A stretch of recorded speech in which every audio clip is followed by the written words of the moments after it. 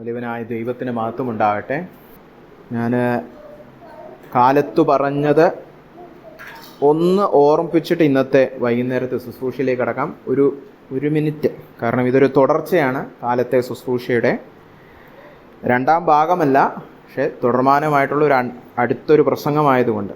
നമ്മൾ രാവിലെ കണ്ടത് ഉപവാസത്തെക്കുറിച്ച് കർത്താവ് പറയുന്ന ചില സത്യങ്ങളാണ്. സെക്കറിയാവിൻ്റെ പുസ്തകം 7ഉം 8ഉമായിരുന്നു നമ്മുടെ വേദഭാഗം. അവിടെ കർത്താവ് പറയുന്നത് 70 സംവത്സരമായിട്ട് ബാബേൽ പ്രവേശ്യയിൽ ചിതറിപ്പാർത്ത ജനം 5-ാം മാസം ഉപവസിച്ച് കരഞ്ഞൊക്കെ പ്രാർത്ഥിക്കുന്നുണ്ടെങ്കിലും കർത്താവ് പറയാണ്, നിങ്ങൾ എനിക്ക് വേണ്ടിയിട്ടാണോ ഉപവസിച്ചത്? ഇനി ഉപവാസം വിടാം. നിങ്ങൾ തിന്നുകയും കുടിക്കുകയും ചെയ്യുന്നതും നിങ്ങൾക്കൊക്കെ വേണ്ടി തന്നെയല്ലേ? അപ്പോൾ നമ്മൾ അവിടെ കണ്ടത് നമ്മുടെ സ്വയത്തെ നമ്മൾ മരിപ്പിക്കാതെ ചെയ്യുന്ന ഇതുപോലുള്ള പ്രക്രിയകൾ വെറും മതപരമായ ചടങ്ങാണ്. അതിന് ദൈവസന്നിധിയിൽ ഒരു വിലയുമില്ല. പിന്നെ കർത്താവ് പറഞ്ഞത് ഇത് പണ്ടത്തെ പ്രവാചകന്മാർ യെശയ്യാ 58 ഞാൻ പണ്ടേ പഠിപ്പിച്ച കാര്യമായിരുന്നു.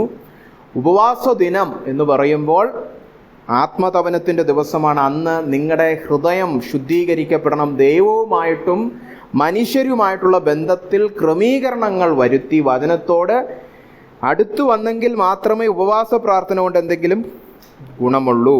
അങ്ങനെ സെക്കറിയാവ് പിന്നെ 8ലും ഒക്കെ നമ്മൾ കണ്ടു. അങ്ങനെ നിങ്ങളുടെ അധരങ്ങളെയും ഹൃദയങ്ങളെയും വചനത്തിനനുസരിച്ച് ക്രമീകരിച്ച് മാനസാന്തരപ്പെട്ട് ദൈവത്തോട് അടുക്കുമെങ്കിൽ നിങ്ങളുടെ ഉപവാസങ്ങൾ എന്തായി മാറും?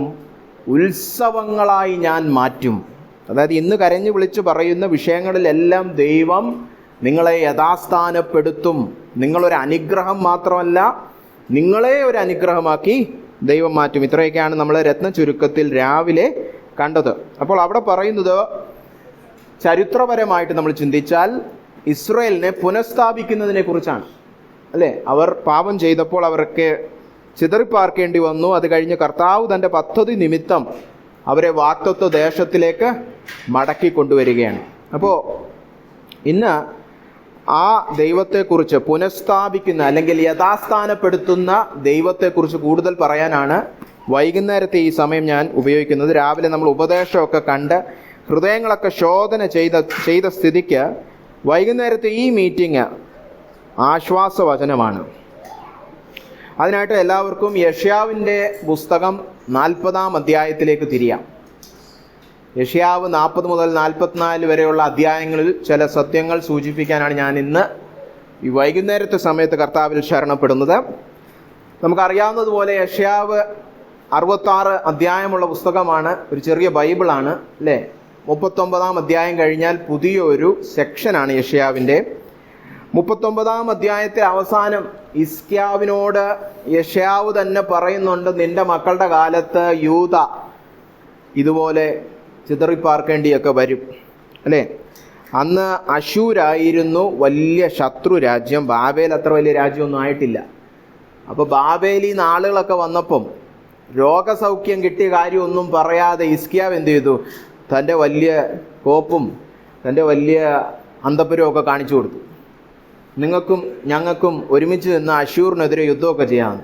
അല്ലാതെ അവിടെ ദൈവം എന്നെ സൗഖ്യമാക്കിയ കഥയൊന്നും പറഞ്ഞില്ല. അങ്ങനെ നീ എല്ലാം ബാബേലിന് കാണിച്ചു കൊടുത്ത പോലെ എല്ലാം ബാബേൽ ഒരു നാൾ വന്ന് കൊണ്ടുപോകുമെന്ന് യെശയ്യാവ് പറഞ്ഞു. അത് കഴിഞ്ഞിട്ട് 40-ാം അധ്യായം തുടങ്ങുകയാണ്. യെശയ്യാവ് 40 മുതലുള്ളത് യെശയ്യാവിൻ്റെ സമകാലിക ചരിത്രത്തിൽ സംഭവിക്കുന്ന കാര്യമല്ല. യെശയ്യാവിൻ്റെ കാലശേഷം 150 വർഷത്തിന് ശേഷമാണ് ഇവർ ബാബേൽ പ്രവേശ്യയിൽ ചിതറിപ്പോകുന്നത്, എക്സൈൽസ് ആയിട്ട് പോകുന്നത്. അപ്പോൾ ഇനി 40 മുതൽ 66 വരെയുള്ള 27 അധ്യായങ്ങളും പ്രവചനാത്മാവിൽ യെശയ്യാവ് ഭാവിയിലുള്ള ഈ ബാബേലിൽ പോകുന്ന ഇസ്രായേൽ മക്കളോട് പറയുന്ന പ്രത്യാശ വചനമാണ്. നിങ്ങളെ യഥാസ്ഥാനപ്പെടുത്തുന്ന ഒരു ദൈവമുണ്ടെന്ന് പറയുന്ന ഒരു വചനമാണ്. അതുകൊണ്ടാണ് 40-ാം അധ്യായം ഇതൊക്കെ ആമുഖമായിട്ട് പറയുകയാണ്. 40-ാം അധ്യായം അതിൻ്റെ 1-ാമത്തെ വാക്യം ഒന്ന് ശ്രദ്ധിച്ച്, എൻ്റെ ജനത്തെ ആശ്വസിപ്പിൻ എന്ന് നിങ്ങളുടെ ദൈവം അരുളി ചെയ്യുന്നു. അപ്പോൾ ആശ്വാസം പകരണം. ഈ ബാബേൽ പ്രവേശ്യയിലായിരിക്കുന്ന ചിതറിപ്പാർത്തിരിക്കുന്ന യഥാസ്ഥാനത്തിനായിട്ട് കാത്തിരിക്കുന്ന ദൈവജനത്തോട് ദൈവം പറയുകയാണ്, ആശ്വസിപ്പിൻ. അപ്പം നമ്മൾ ഈ പൊതുവെ ഈ ആശ്വാസവചനം എന്ന് പറയുമ്പോൾ നമ്മൾ എന്തോ ചിന്തിക്കുന്നത്? സാധാരണ എൻ്റെ പ്രശ്നത്തിന് ഒരു പരിഹാരമൊക്കെ ദൈവം ഇപ്പോൾ പറയാൻ പോവാണ്, അല്ലേ? അതിന് നമ്മൾ അതിനോട് ചേർത്ത് വായിക്കേണ്ട 9-ാമത്തെ വാക്യം കൂടെ ഒന്ന് ചേർത്ത് വായിക്കണം. 9-ാമത്തെ വാക്യത്തിൽ ഇങ്ങനെ പറഞ്ഞിരിക്കുന്നത്: സുവാർത്താ ദൂതിയായ സിയോനെ, നീ ഉയർന്ന പർവ്വതത്തിലേക്ക് കയറി ചെല്ലുക. സുവാർത്താ ദൂതിയായ യെരൂശലേമേ, നിന്റെ ശബ്ദം ശക്തിയോടെ ഉയർത്തുക, ഭയപ്പെടാതെ ഉയർത്തുക. യഹൂദ നഗരങ്ങളോട്, ഇതാ നിങ്ങളുടെ ദൈവം എന്ന് പറക. അല്ലേ? അപ്പൊ അതിനു മുമ്പ് ഈ 1-ാമത്തെ വാക്യം 9-ാമത്തെ വാക്യത്തിന് ഇടയ്ക്ക് പറയുന്നത് കർത്താവിൻ്റെ മഹത്വം അതാ ഇറങ്ങി വരുന്നു. അവിടെ മഷിയെ കുറിച്ചൊക്കെയാണ് പറയുന്നത്.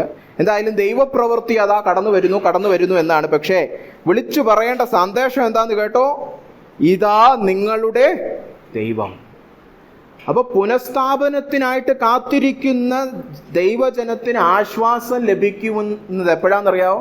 പദ്ധതി എല്ലാം വെളിപ്പെടുത്തി കൊടുക്കുമ്പോഴല്ല, ഈ പുനഃസ്ഥാപിക്കുന്ന ദൈവത്തെക്കുറിച്ചൊരു വെളിപ്പാട് കടന്നു വരണം. നമ്മുടെയൊക്കെ പ്രശ്നം അതാണ്. നമ്മൾ പലപ്പോഴും ദൈവത്തെക്കുറിച്ച് ഈ പറഞ്ഞ പോലെ പല പ്രസംഗങ്ങളും കേട്ടിട്ടുണ്ടെങ്കിലും തക്ക സമയത്ത് എല്ലാം മറന്നുപോകും. പിന്നെ പ്രസംഗം വരണം, അല്ലേ? നമ്മൾ പണ്ട് കേട്ട തൂതുകളൊക്കെ തന്നെ ഈ പ്രസംഗകർ പറയുന്നത്, അല്ല പുതിയതൊന്നും പലപ്പോഴും ഒക്കെ കേട്ടെങ്കിലേ ഉള്ളൂ. പലപ്പോഴും നമ്മുടെ കുഴപ്പം മറവി. അത് മുന്നോട്ട് പോകുമ്പോൾ ഞാൻ അതിനെക്കുറിച്ച് സംസാരിക്കുന്നുണ്ട്, അല്ലേ? ദൈവം ആരാണെന്നുള്ള ഉത്തമ ബോധ്യത്തിൽ നടക്കുന്നവർക്കാണ് പ്രത്യാശ. അപ്പോൾ ഇന്ന് ഈ പുനഃസ്ഥാപിക്കുന്ന ദൈവത്തെക്കുറിച്ചുള്ള 5 വെളിപ്പാടുകൾ യെശയ്യാവ് 40 മുതൽ 40-ഉം 44-ഉം ഈ 2 അധ്യായങ്ങളിൽ നിന്ന് സൂചിപ്പിക്കാനാണ് ഞാൻ ആഗ്രഹിക്കുന്നത്. അതായത് പുനഃസ്ഥാപിക്കുന്ന, യഥാസ്ഥാനപ്പെടുത്തുന്ന ദൈവത്തിൻ്റെ ഹൃദയം, അല്ലേ? നമ്മളും ചില അനുസരണക്കേടൊക്കെ കാണിച്ച് ബാലശിക്ഷയിലൊക്കെ പോയേച്ച് ദൈവത്തിൻ്റെ പദ്ധതിയിൽ നിന്ന് മാറിപ്പോയവരാണെങ്കിൽ നിങ്ങൾ മനസ്സ് ഒന്ന് താഴ്ന്ന് ദൈവസന്നിധിയിൽ ഇരിക്കുമെങ്കിൽ, ഇപ്പോൾ കേട്ടതുപോലെ നിങ്ങൾ അവൻ്റെ വചനം കേൾക്കാൻ ഹൃദയകാഠിന്യമൊക്കെ മാറ്റി വെക്കുകയാണെങ്കിൽ ദൈവിക പദ്ധതികളേക്ക് മടക്കി കൊണ്ടുവരുവാൻ ദൈവത്തിന് ആഗ്രഹമുണ്ട്. അങ്ങനെ കൊണ്ടുവരുന്ന ദൈവത്തെ ആദ്യം നമ്മളൊന്ന് കാണണം. അപ്പോൾ അതാണ് ഇന്ന് നമ്മൾ കാണുവാനായിട്ട് പോകുന്നത്. ഒന്നാമതായിട്ട് ആ 11-ാം വാക്യം തന്നെ ശ്രദ്ധിക്കുക. ഇതാ നിങ്ങളുടെ ദൈവം എന്നൊക്കെ പറഞ്ഞതിന് ശേഷം, അല്ലേ, ഇതാ യഹോവയായ കർത്താവ് ബലശാലിയായി വരുന്നു, അവൻ്റെ ഭുജം അവന് വേണ്ടി ഭരണം ചെയ്യുന്നു എന്നൊക്കെ പറഞ്ഞിട്ട് 11-ാം വാക്യം: ഒരു ഇടയനെ പോലെ അവൻ തൻ്റെ ആട്ടിൻകൂട്ടത്തെ മേയ്ക്കുകയും കുഞ്ഞാടുകളെ ഭുജത്തിലെടുത്തു മാർവിടത്തിൽ ചേർത്ത് വഹിക്കുകയും തള്ളകളെ പതുക്കെ നടത്തുകയും ചെയ്യും. പുനഃസ്ഥാപിക്കുന്ന, യഥാസ്ഥാനപ്പെടുത്തുന്ന, റിസ്റ്റോർ ചെയ്യുന്ന ദൈവത്തെക്കുറിച്ചുള്ള 1-ാമത്തെ വെളിപ്പാട് അവിടെ തന്നെയുണ്ട്. വാത്സല്യമുള്ള ഒരു ഇടയൻ, അല്ലേ? നമ്മുടെ ദൈവം ഒരു ഇടയനാണ്. അവിടെ പറഞ്ഞിരിക്കുന്നത് ഒന്നുകൂടെ ഒന്ന് കേട്ടെ: ഒരു ഇടയനെ പോലെ അവൻ തൻ്റെ ആട്ടിൻകൂട്ടത്തെ മേയ്ക്കും, അല്ലേ?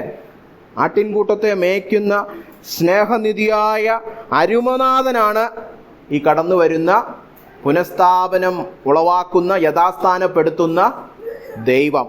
കേട്ടോ? എന്താ ഈ ഇടയന്റെ പ്രത്യേകത? കുഞ്ഞാടുകളെ ഭുജത്തിലെടുത്ത് മാർവിടത്തിൽ ചേർക്കും, അല്ലേ? മാർവിടത്തിൽ ചേർക്കും, അല്ലേ? ആരെ? കുഞ്ഞാട്. 2 രീതിയിൽ അതിനെ നമുക്ക് മനസ്സിലാക്കാം. ഒന്ന്, പുതുതായിട്ട് വിശ്വാസത്തിലൊക്കെ വന്നവർ, അല്ലേ? വിശ്വാസത്തിൽ അധികം വളർന്നു തുടങ്ങിയതേ ഉള്ളൂ. രണ്ടാമത്, ബലഹീനത വന്നവർ. ഇപ്പോൾ ചില ഏരിയയിലൊക്കെ നമുക്കിപ്പോഴും നമ്മൾ വളർന്നിട്ടൊന്നുമില്ല. അങ്ങനെ ബലഹീനത വരുമ്പോൾ ആ ചൂരൽ ഇങ്ങോട്ട് എടുത്ത് നമുക്ക് ഓടിക്കാമെന്നല്ല പറയുന്നത്. എന്താ? ആ ആടിനെ ഇങ്ങോട്ട് എടുത്ത് തൻ്റെ മാർവിടത്തോട് ചേർത്ത് പിടിക്കുന്ന ഒരു ദൈവമാണ് നമ്മുടെ ദൈവം, അല്ലേ? എന്നിട്ട് ഇനി നടക്കാൻ കഴിയുന്ന അമ്മമാരോ തള്ളകളെ പതുക്കെ നടത്തുമെന്ന്, അല്ലാതെ വടിയെടുത്തിട്ട് ഓടറാന്ന് പറയല്ല, അല്ലേ? ദൈവം വളരെ സമയമൊക്കെ എടുത്ത് പണിഞ്ഞൊക്കെ നമ്മളെ നയിക്കത്തുള്ളൂ.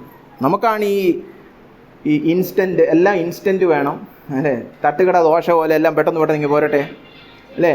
ക്രിസ്തുവിൻ്റെ സ്വഭാവം നമ്മളിൽ അങ്ങനെ പെട്ടെന്നൊന്നും ഉളവാകത്തില്ല. സമയമെടുക്കും, അതിന് പണിയെടുക്കും, അല്ലേ? അപ്പോൾ തള്ളകളെ അവൻ പതുക്കെ നടത്തുകയും ചെയ്യും.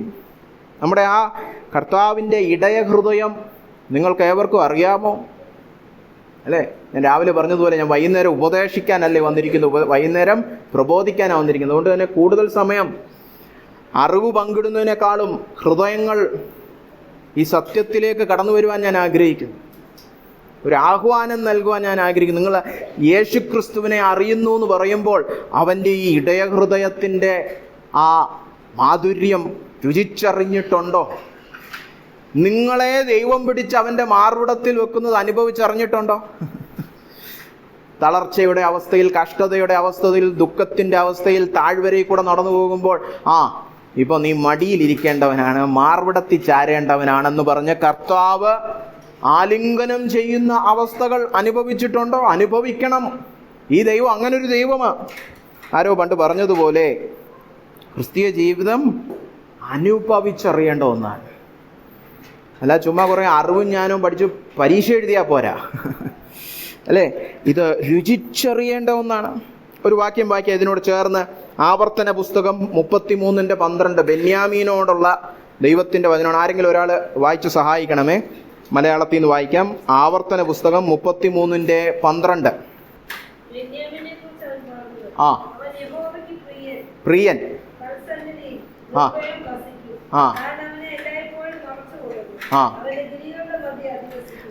ഈ ഗിരികളുടെ മധ്യ എന്നാണ് പഴയ ബൈബിളില്. എന്താ അവിടെ ഇംഗ്ലീഷിൽ പറഞ്ഞത്? ബിറ്റ്വീൻ ഹിസ് ഷോൾഡേഴ്സ്, തൻ്റെ തോളിൻ്റെ മധ്യേ ഇവൻ നിർഭയം വസിക്കും. ആര്? യഹോവയ്ക്ക് പ്രിയനായവൻ, അല്ലേ? അത് ബെന്യാമിനെ കുറിച്ചാണ് അവിടെ ചരിത്രപരമായ പശ്ചാത്തലമെങ്കിലും കർത്താവിൻ്റെ എല്ലാ പ്രിയമുള്ള മക്കളോടും കർത്താവ് പറയുന്ന ഇതാണ്: നീ എവിടെ നിർഭയം വസിക്കും? എൻ്റെ തോളുകളുടെ മധ്യഭാഗത്ത്, അതായത് അവിടെ എൻ്റെ മാർവിടത്തിൽ, എൻ്റെ നെഞ്ചോട് ചേർത്തു നീ നിർഭയം വസിക്കും. അപ്പോൾ കർത്താവിന് പ്രിയമുള്ളവരാണെങ്കിൽ കർത്താവ് ഇവിടെ വെക്കുമെന്ന്. ഇത് നിങ്ങൾക്ക് ഈ എന്താ പറയുക, ഈ കവിയൊക്കെ പറയുന്ന പോലെ ഈ കാവ്യാത്മക ഭാവനയായിട്ടാണോ തോന്നുന്നത്, അതോ അനുഭവമായിട്ടാണോ തോന്നുന്നത്? ഇതെൻ്റെ അനുഭവമാണ്, അല്ലേ? ഈ ചില സഭയിലൊക്കെ ചിലർ വരും, അയ്യോ ആരും ഇല്ല, ആരുണ്ട് പിന്നെ കൂടെ? ഒരു യേശുണ്ട്, ഒരു കാശിനും കൊള്ളത്തില്ല, അല്ലേ? എത്ര പേരാ സഭയിൽ വന്നിട്ട് പറയുന്നത് ഒരുത്തനും ഫോൺ വിളിക്കത്തുമില്ല, ഒരുത്തനും തിരിഞ്ഞു നോക്കത്തില്ല, പന്ന സഭയെന്ന്. അപ്പോൾ ഇപ്പോഴും എവിടെ കണ്ണ് തട്ടി വെച്ചിരിക്കുന്ന മനുഷ്യനില്ല. ഇത്രയും വലിയൊരു ദൈവം നമുക്കുണ്ട്, അല്ലേ? തൻ്റെ മാർവിടത്തോട് ചേർത്ത് പിടിക്കുന്ന ഇടയനായ, സ്നേഹനിധിയായ, അരുമനാഥനായ, വാത്സല്യമുള്ള ഇടയനുള്ളപ്പോൾ പറയാണ് അവിടെ കൂടെ പോകുന്ന ഏതോ മനുഷ്യൻ എന്നെ സ്നേഹിച്ചില്ലെന്ന്, അല്ലേ? ഇങ്ങനെ ഇതാ യഥാസ്ഥാനപ്പെടുത്തേണ്ട കർത്താവ് കടന്നു വരുന്നു. ഇങ്ങനെ കർത്താവ് കടന്നു വന്നപ്പോൾ ചരിത്രപരമായി എന്ത് സംഭവിച്ചു? ഇസ്രായേൽ എന്തുവാ ചെയ്തേ? ഇസ്രായേൽ ദൈവത്താൽ നിയോഗിക്കപ്പെട്ട ഇടയൻ കടന്നു വന്നപ്പോൾ എന്തു ചെയ്തെന്നറിയാവോ? പ്രവചന വേദഭാഗങ്ങളിൽ കൂടെ ഞാൻ ചിലത് ചൂണ്ടിക്കാണിക്കാൻ ആഗ്രഹിക്കുന്നു. സെക്കരിയാവിൻ്റെ പുസ്തകം 11-ാം അധ്യായം 12-ഉം 13-ഉം വാക്യത്തിൽ, അത് 11-ാം അധ്യായം എടുത്ത് പഠിച്ചാലേ പറ്റത്തുള്ളൂ. അവിടെ 2 ഇടയന്മാരെ കുറിച്ചാണ്. ഒന്ന് നല്ല ഇടയൻ, മറ്റേത് വ്യാജ ഇടയൻ. അത് ചരിത്രപരമായിട്ട് ഇസ്രായേലിന് സംഭവിച്ച ഒരു തെറ്റാണ്. അവര് മശിഹയായ കർത്താവായ യേശുക്രിസ്തു കടന്നു വന്നപ്പോൾ പറഞ്ഞു, പൊക്കോളാൻ പറഞ്ഞു. ഇനി ഭാവിയിൽ അന്തിക്രിസ്തു വന്ന് കള്ളമശിഹയായിട്ട് വരുമ്പം അവർ വരവേൽക്കും. അതൊക്കെയാണ് ചരിത്രപരമായിട്ടും പ്രവചനാത്മകമായിട്ടും അന്ത്യനാളിൽ അരങ്ങേറാൻ പോകുന്നത്. പക്ഷെ അവിടെ ഒരു സത്യം ഒളിഞ്ഞു കിടപ്പുണ്ട്. ആർക്കെങ്കിലും വായിക്കാവോ? സെക്കരിയാവ് 11 അതിൻ്റെ 12-ഉം 13-ഉം. എനിക്ക് നിങ്ങൾ എന്തായാലും എന്നെ ഇടയനായിട്ട് കൂട്ടുന്നില്ല, ഇനി പിരിച്ചു വിടുന്നതിൻ്റെ കൂലി ഇങ്ങ് തന്നേരെന്ന്.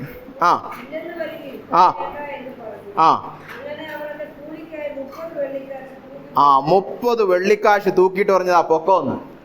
അടുത്ത വാക്യം.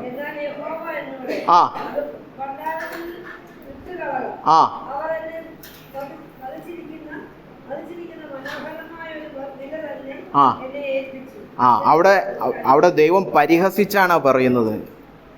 ഇവരെന്നെ നോക്കിയിട്ട് വിലയിട്ടിരിക്കുന്ന ആ മനോഹര വാല്യൂ ഉണ്ടല്ലോ, അല്ലേ? അതവിടെ അല്ല പറഞ്ഞത് മനോഹരം എന്നൊക്കെ പറഞ്ഞാൽ മനോഹരം എന്നല്ല. ഇവരെന്നെ ഉറ്റുനോക്കിയിട്ട് എന്താ പറഞ്ഞ, അയ്യോ ഇതാണോ മിശിഹ? ഇതല്ലേ ചരിത്രത്തിൽ സംഭവിച്ചത്? 30 വെള്ളിക്കാശിന് ഇസ്രായേല് ഒറ്റിക്കളഞ്ഞു. എന്താ ഈ 30 വെള്ളിക്കാശിന്റെ പ്രസക്തി എന്നറിയാമോ? അറിഞ്ഞുകൂടാത്തവർ ദയവ് ചെയ്ത് പുറപ്പാട് പുസ്തകം 21-ാം അധ്യായത്തിലേക്ക് തിരിയുക. പുറപ്പാട് 21:32 ആരെങ്കിലും വായിക്കുക. ബൈബിളിൽ ഒന്നും വെറുതെ ചുമ്മാ എഴുതിയിരിക്കുന്നതല്ല, എല്ലാത്തിനും അതിൻ്റെതായ പ്രസക്തിയുള്ളതാണ്. കുത്തിയാൽ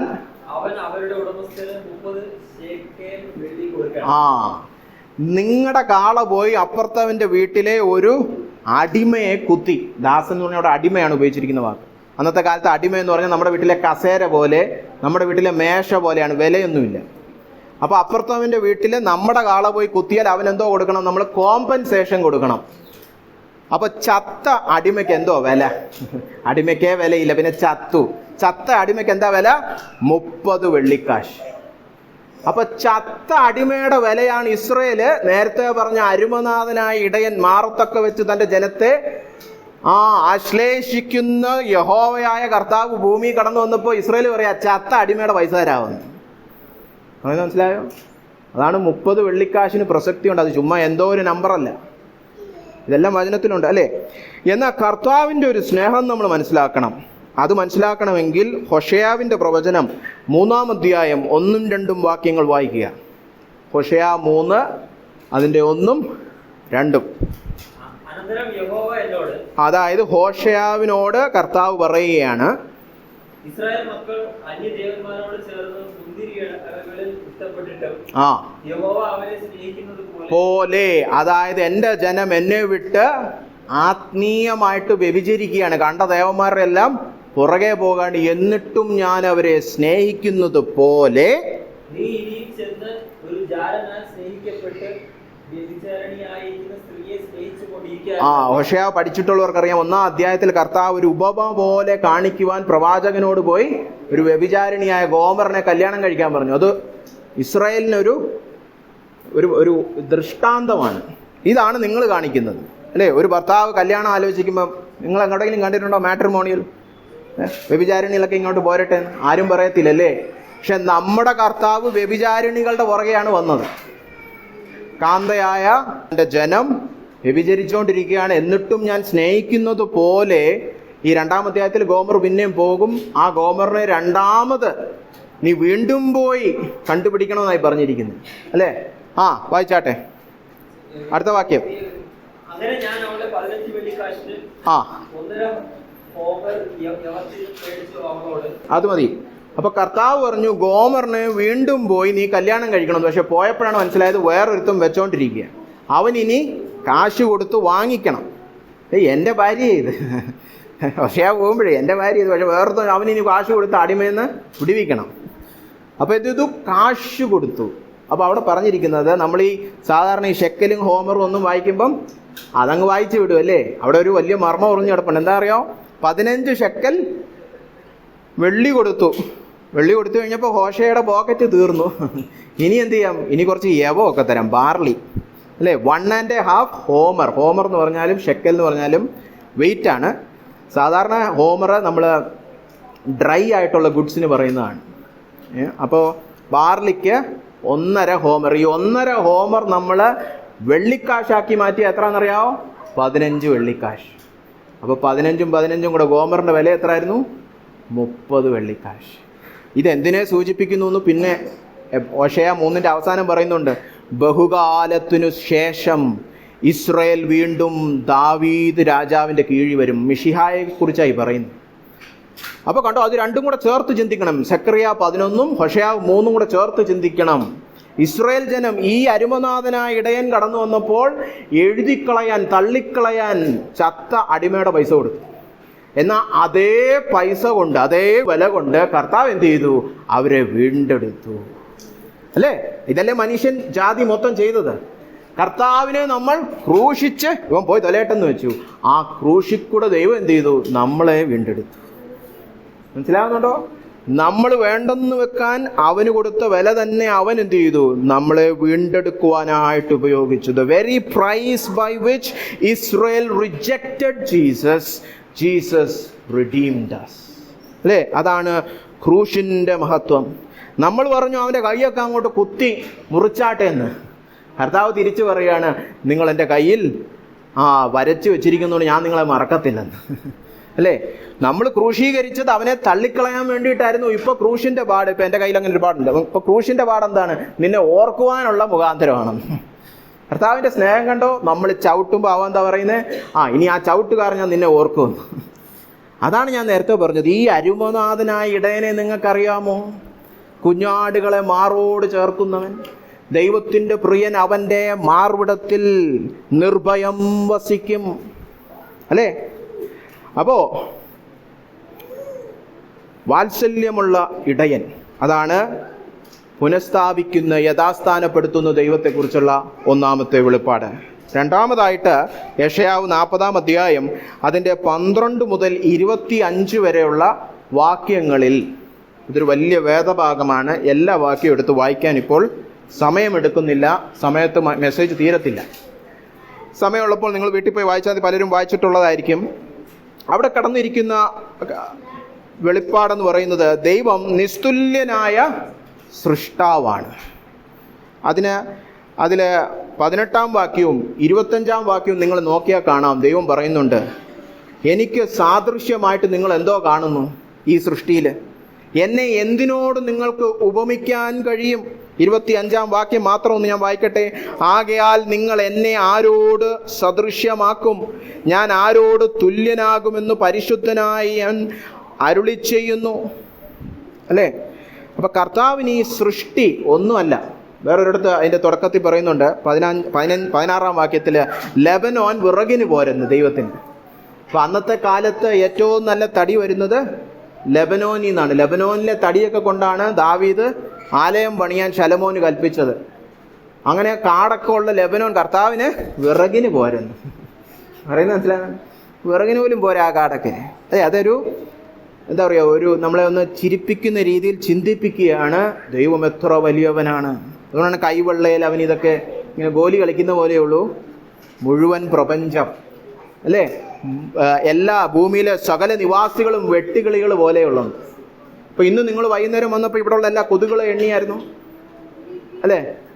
എത്ര കൊതുകൊണ്ട് എന്തോ ഒരടി തീർന്നു, അല്ലേ?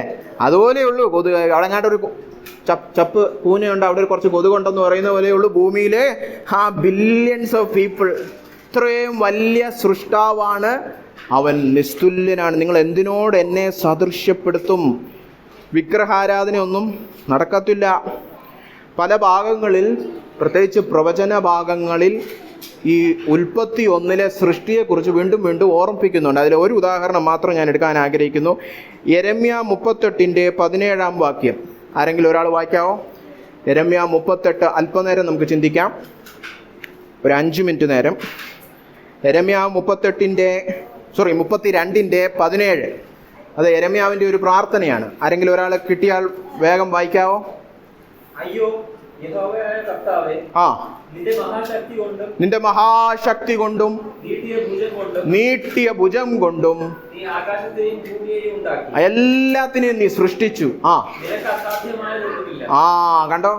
അതെന്താ സൂചി? എല്ലാത്തിനെയും സൃഷ്ടിച്ച ദൈവം എന്ന് പറഞ്ഞാൽ അത് സൂചിപ്പിക്കുന്ന അതാണ്, നിനക്ക് അസാധ്യമായിട്ടൊന്നുമില്ല, നിനക്ക് പ്രയാസമുള്ളതൊന്നുമില്ല, അല്ലേ?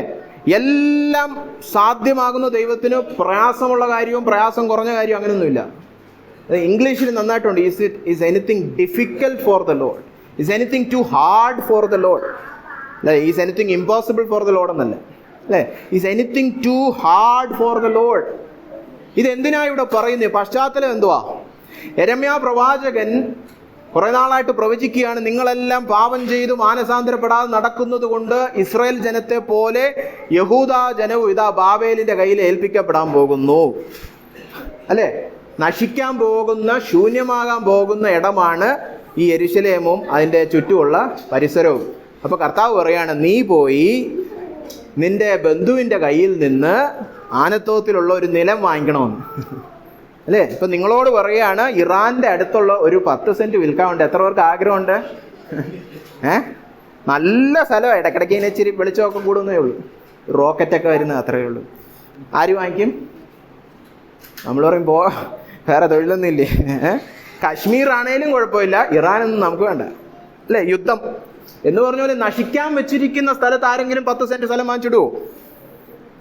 അങ്ങനെ യെരമ്യാവിനോട് കർത്താവ് പറഞ്ഞോണ്ട് ഈ യെരമ്യാവ് ഈ പ്രാർത്ഥിച്ച എന്തിനാ കർത്താവ് എന്നോട്? അതിന്റെ 25-ഉം 27-ഉം ഒന്ന് വായിക്കാമോ?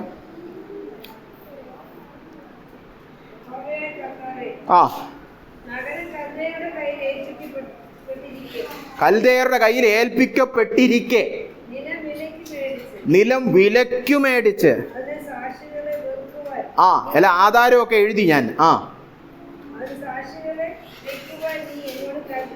നീ എന്തിനാണ് കർത്താവ് ഇത് എന്നെ കൊണ്ട് ചെയ്യിപ്പിച്ചത്? 27-ാം വാക്യം. ആ,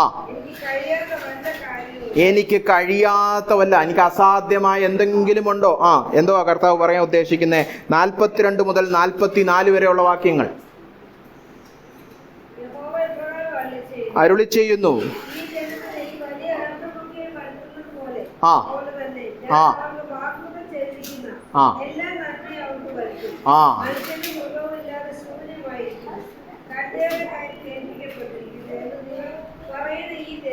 ഈ ദേശത്ത് ആ നിലങ്ങളെ വിലയ്ക്ക് മേടിക്കും, മടക്കി വരുത്തും. ആ ആ ആ ആ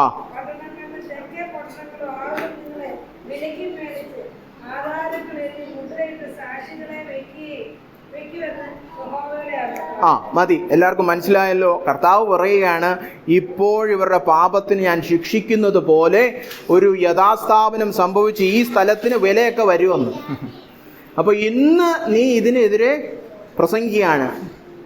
ദൈവക്രോധം വരുന്നു, ശാപം വരുന്നു, അടി വരുന്നു, ശൂന്യം വരുന്നു എന്നൊക്കെ. പക്ഷേ നീ തന്നെ എന്ത് ചെയ്യണം? പുനഃസ്ഥാപനം വരുന്നുവെന്ന് വിശ്വസിച്ച് ഇന്ന് തന്നെ ഒരു നിലം വാങ്ങിച്ചിടണം. അപ്പൊ യെരമ്യാവിന്റെ വിശ്വാസം എന്താണ്? ദൈവം പറഞ്ഞിരിക്കുകയാണ്, ഒരു പുനഃസ്ഥാപനം, ബാബേൽ പ്രവേശിച്ച് പോകുന്ന ചിതറിപ്പാർത്ത ജനം മടങ്ങി വരിക തന്നെ ചെയ്യും. തെളിവെന്തോ? ഞാൻ ഇപ്പോഴേ ഒരു സ്ഥലം വാങ്ങിച്ചിട്ടിട്ടുണ്ട് കേട്ടോ. അപ്പോ ഈ പുനഃസ്ഥാപനത്തിന് ദൈവത്തിന് കഴിയുമോ എന്നുള്ള ആ ചോദ്യത്തോട് ചേർന്ന്, അതിനോട് ചേർന്ന് ഒരു ഉദാഹരണം പോലെ പറഞ്ഞിരിക്കുകയാണ്, ദൈവം സകലത്തെയും സൃഷ്ടിച്ചു. സൃഷ്ടാവായ ദൈവത്തിന് ഒന്നും അസാധ്യമല്ല, ഇൻക്ലൂഡിങ് നിങ്ങളുടെ പുനഃസ്ഥാപനവും. ഇന്ന് ശൂന്യമാകുന്ന ദേശം നാളെ വിലയുള്ളതും സന്തോഷം നിറഞ്ഞതും ആളുകൾ അങ്ങോട്ടും ഇങ്ങോട്ടും എല്ലാ വിവാഹവും എല്ലാ വ്യവഹാരവും നടത്തുന്നൊരു ദേശമാക്കി മാറ്റാനും ഒന്നുമില്ലായ്മയിൽ നിന്ന് തൻ്റെ വചനത്താൽ മാത്രം ഉളവാക്കിയ സൃഷ്ടാവാൻ ദൈവത്തിന് കഴിയും. അല്ലേ? ഇത് നമ്മളെ എങ്ങനെ ബാധിക്കുന്നറിയാം? നിങ്ങളെക്കുറിച്ച് ദൈവം ചില പദ്ധതികളൊക്കെ പറഞ്ഞിട്ടുണ്ട്. പക്ഷേ ഇന്ന് വരെ അതിനോട് ചേർന്ന് പോകുന്ന ജയജീവിതമൊന്നും ഇതുവരെ വന്നിട്ടില്ലാത്തവർ ഇനി മടുത്തെന്നാ പിന്നെ ഇല്ലായിരിക്കും കേട്ടോ എന്ന് പറഞ്ഞ് പിന്മാറ്റത്തിൽ പോകരുത്. പുനഃസ്ഥാപനവും യഥാസ്ഥാപനവും ദൈവത്തിന്റെ പദ്ധതികളുടെ പൂർത്തീകരണവും ഉണ്ടാകുമെന്ന് ഉറപ്പിച്ച് ഇന്ന് അതിന് യോജ്യമായ ചില വിശ്വാസത്തിന്റെ കാൽച്ചുവടുകൾ എടുത്തു വെക്കണം. അല്ലാതെ കഥയൊക്കെ തീർന്നു കേട്ടോ, ഞങ്ങൾ ബാബേലിൽ പോയി തൊലഞ്ഞു, അതല്ല കഥ. പ്രവചിച്ച പ്രവാചകനോട് തന്നെ പറയണം, നീ സ്ഥലം വാങ്ങിച്ചിട്ടേക്കണം, ഒരു തെളിവായിട്ടിട്ടേക്കണം, ഭാവിയിൽ ഇത് സംഭവിക്കുക തന്നെ ചെയ്യും. അല്ലെ? ഒരു വാക്തത്വം ചെയ്യപ്പെട്ട ഒരു പുനഃസ്ഥാപനം ഉണ്ടുതാനും. അതുകൊണ്ട് കർത്താവിന് അസാധ്യമായിട്ടൊന്നുമില്ല. നഷ്ടപ്പെട്ടു പോയ എല്ലാ വാക്തത്വങ്ങളും ദൈവിക പദ്ധതികളുടെ പൂർത്തീകരണത്തിലേക്കും നമ്മളെ ആനയിക്കുവാൻ, അത് ഏത് പടുകുഴിയിൽ നിന്നും ആനയിക്കുവാൻ സകലത്തെയും സൃഷ്ടിച്ച നിസ്തുല്യനായ സൃഷ്ടാവിന് കഴിയും. വാത്സല്യമുള്ള ഇടയൻ, നിസ്തുല്യനായ സൃഷ്ടാവ്. മൂന്നാമതായിട്ട് 40-ാം അധ്യായം അതിൻ്റെ 27 മുതൽ 28 വരെയുള്ള വാക്യങ്ങൾ ഞാനൊന്ന് വായിക്കട്ടെ. അപ്പോൾ ഈ ഒന്ന് മനസ്സിലാക്കണം അതിൻ്റെ പശ്ചാത്തലം. 12 മുതൽ 25 വരെ നമ്മളിങ്ങനെ സൃഷ്ടിയിലൂടെ കയറി ഇറങ്ങുകയായിരുന്നു അല്ലേ? ഭൂഗോളം, നക്ഷത്രങ്ങൾ, ഇതിനെല്ലാം പേർ ചൊല്ലി വിളിക്കുന്ന കർത്താവ്, ഒന്നിനെയും നഷ്ടപ്പെടാത്ത കർത്താവ്, സകലത്തെ സൃഷ്ടിച്ച ദൈവം, സകല ഭൂവാസികളും വെറും വെട്ടുകിളി പോലെ അല്ലെ, ലെബനോൻ വിറകിന് പോരാ, ഇത്രയും വലിയ ദൈവം എല്ലാത്തിനെയും ഇവിടെ 25-ാം വാക്യത്തിൽ സൈന്യത്തെ സംഖ്യാക്രമത്തിൽ പുറപ്പെടുവിക്കും. അത് നക്ഷത്രങ്ങളെ കുറിച്ചാണ് പറഞ്ഞത്. അവയെല്ലാം പേർ ചൊല്ലി വിളിക്കുകയും ചെയ്യുന്ന മഹാവീര്യവും മഹാത്മ്യവും ശക്തിയുടെ ആധിക്യവും ഒക്കെ ഉള്ള നമ്മുടെ കർത്താവിനെ കുറിച്ച്. പക്ഷേ 27-ാം വാക്യത്തിൽ ഇസ്രായേൽ ഇരുന്ന് പറയുകയാണ്, എന്നാൽ ഇതൊക്കെ കൊള്ളാം, പ്രസംഗമൊക്കെ കൊള്ളാം, എന്നാൽ എന്താ? എന്നാൽ എൻ്റെ വഴി യഹോവയ്ക്ക് മറിഞ്ഞിരിക്കുന്നു. ആഹാ, യഹോവ എല്ലാവർക്കും നീതിമാൻ, എല്ലാവർക്കും അത്ഭുതം ചെയ്തു കൊടുക്കും, അസാധ്യമായിട്ടൊന്നുമില്ല, എല്ലാവരെയും പുനഃസ്ഥാപിക്കും, എന്നെ ചെയ്യൂല. ഇതാണ് ഞാൻ ആദ്യം പറഞ്ഞത്. ദൈവം ആരാന്ന് പല സമയത്തും വിസ്മരിക്കും നമ്മൾ. അതിനെയാണ് അവിശ്വാസം എന്ന് പറയുന്നത് അല്ലേ? ദൈവത്തിന്റെ സ്വഭാവത്തോട് ചേർന്നു പോകാത്ത ചില ചിന്തകളാണ് ഇവിടെ പറഞ്ഞിരിക്കുന്നത്. ദൈവത്തിന് അസാധ്യമായ ഒന്നുമില്ല, ദൈവത്തിന് പുനഃസ്ഥാപിക്കാൻ കഴിയുമെന്നൊക്കെ പറയുമ്പോൾ യാക്കോബ് പറയാണ്, എന്നാലും എൻ്റെ വഴി യഹോവയ്ക്ക് മറഞ്ഞിരിക്കുന്നു, എൻ്റെ ന്യായം എൻ്റെ ദൈവം കാണാതെ കടന്നു പോയിരിക്കുന്നുവെന്ന് യാക്കോബേ നീ പറയുകയും ഇസ്രായേലേ നീ സംസാരിക്കുകയും ചെയ്യുന്നതെന്ത്? ഭൂമി മുഴുവനും പ്രപഞ്ചം മുഴുവനും സോളാർ സിസ്റ്റവും യൂണിവേഴ്സും ഒക്കെ കറങ്ങി തിരിഞ്ഞ് അവസാനം യാക്കോബിൻ്റെ അടുത്ത് വന്നപ്പോൾ കർത്താവ് ഇരിക്കുക, പക്ഷെ നീ എന്തായി പറഞ്ഞുകൊണ്ടിരിക്കുന്നത്? അല്ലേ? ഞാൻ ഈ മാർവിടത്തിൽ ചേർത്ത് പിടിക്കുന്ന ഇടയനാണ്, നിസ്തുല്യനായ സൃഷ്ടാവാണ്, പക്ഷേ എന്നെ തിരിഞ്ഞു നോക്കാറില്ല ദൈവം. എൻ്റെ കാര്യം ഇങ്ങനെ തന്നെ, എനിക്കൊരു ശുഭവും ഇങ്ങനെ പറഞ്ഞുകൊണ്ടിരിക്കുന്നവരുണ്ട്. ഇവിടെ ആരാണ്ടോ ഇരിപ്പുണ്ട്. അതുകൊണ്ടാണ് ഈ വചനമൊക്കെ ദൈവം ഇത് 2 മാസം മുമ്പ് തന്ന പ്രസംഗം, അതറിയാമല്ലോ അല്ലേ? 2 മാസം മുമ്പ് കഴിഞ്ഞ മാസം പ്രസംഗിക്കാൻ തന്നത് ഇതിനും മഴയും കൊടുങ്കാറ്റും ഒക്കെ ആയതുകൊണ്ട് നടന്നില്ല കഴിഞ്ഞ മാസം. മാത്രമല്ല ഞാൻ ഇവിടെ വരാനിരുന്നതുമല്ല, ഇത് തന്നതുകൊണ്ട് പിന്നെ വരാമെന്ന് ഏറ്റതാണ്. അപ്പോൾ ഇവിടെ ആരും പറഞ്ഞുകൊണ്ടിരിപ്പുണ്ട് എൻ്റെ വഴിയൊന്നും ദൈവം തിരിഞ്ഞു നോക്കത്തൊന്നുമില്ല. ഇതാരാ? എന്തുകൊണ്ടാണ് ഇവർ പറയുന്നത്? ഇവർ ബാബേൽ ദേശത്ത് പോയി വർഷങ്ങളായി. എവിടെ ഈ പറയുന്ന മടങ്ങി വരവൊക്കെ, അല്ലേ? അപ്പൊ കാത്തിരുന്ന് ഉള്ളിൽ എന്തു വന്നു? മടുപ്പും മുഷിപ്പും. ഇനി എന്തോന്ന് ദൈവപ്രവൃത്തി, ജീവിതമൊക്കെ തീരാറായി. വയസ്സായവരും ചിലപ്പോൾ ഇങ്ങനെയൊക്കെ പറയും, ഇനിയൊന്നും ഇല്ല, ഇനി അങ്ങ് ചാകണം, ഭർത്താവ് വിളിക്കുമ്പോൾ പോകണം എന്നൊക്കെ പറയുന്നവർ കാണും, അല്ലേ? കാത്തിരുന്ന് മുഷിപ്പ് കടന്നു വന്നു. അവർക്കുള്ള ഉത്തരം എന്താണെന്നറിയാമോ? നിനക്കറിഞ്ഞുകൂടായോ, നീ കേട്ടിട്ടില്ലായോ? 28-ാം വാക്യം, യഹോവ നിത്യദൈവം. അതാ ഉത്തരം. ഉത്തരം കേട്ടോ? യഹോവ നിത്യദൈവം. എന്താ അത് പറയുന്നത്? അയ്യോ, എൻ്റെ വഴി മാത്രം ദൈവം കാണുന്നില്ല, എനിക്ക് മാത്രം നീതി ചെയ്തു തരുന്നില്ല എന്ന് പറയുവാൻ വകുപ്പില്ല. കാരണം എന്താ? യഹോവ നിത്യമായിട്ടും ഒരേ സ്വഭാവമുള്ള ദൈവമാണ്. ഇന്നൊന്നും നാളെ വേറൊന്നും പറയുന്ന മനുഷ്യനല്ല ദൈവം. നിത്യമായിട്ട് ഒരേ സ്വഭാവമുള്ളവൻ, അവന് മാറ്റമില്ലാത്തവൻ. ഇംഗ്ലീഷിൽ നമ്മൾ പറയും ഇമ്മ്യൂട്ടബിൾ, അനന്യനായ ദൈവം. അപ്പൊ സൃഷ്ടാവാം ദൈവത്തിനൊന്നും, അത് സൃഷ്ടി, അത് ഉൽപ്പത്തി ഒന്നും, ഇപ്പോഴൊന്നും അങ്ങനെ പറയാൻ ദൈവത്തിന് മാറ്റമൊന്നും സംഭവിച്ചില്ല. അയ്യോ, ഇതൊക്കെ ഇസ്രായേലിന്, എനിക്കൊന്നും. ദൈവത്തിൻ്റെ സ്വഭാവത്തിന് മാറ്റമില്ല. ചരിത്രപരമായിട്ട് ഇതെല്ലാം ഇസ്രായേലിനെ കുറിച്ചാണേലും ഇവിടെ വെളിപ്പെട്ട് നമുക്ക് നൽകിയിരിക്കുന്ന ദൈവം ഒരേ സ്വഭാവക്കാരൻ. ഈ ദൈവത്തെ തന്നെ ഞാനും നിങ്ങളും പിതാവെന്ന് കയറി വിളിക്കുന്നു.